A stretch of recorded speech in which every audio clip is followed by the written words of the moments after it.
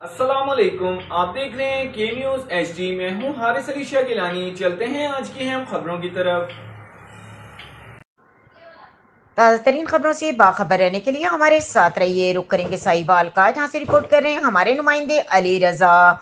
S H O تھانہ city Sahiwal رائے ناصر کا جرائم پیشہ عناصر کے خلاف سخت کریک ڈاؤن جاری۔ ڈی پی او ساہیوال رانا طاہر الرحمان کے احکامات پر ایس ایچ او تھانہ سٹی ساہیوال رائے ناصر کا منشیات فروشوں قہبہ خانوں سمیت دیگر جرائم پیشہ عناصر کے خلاف گھیرا تنگ۔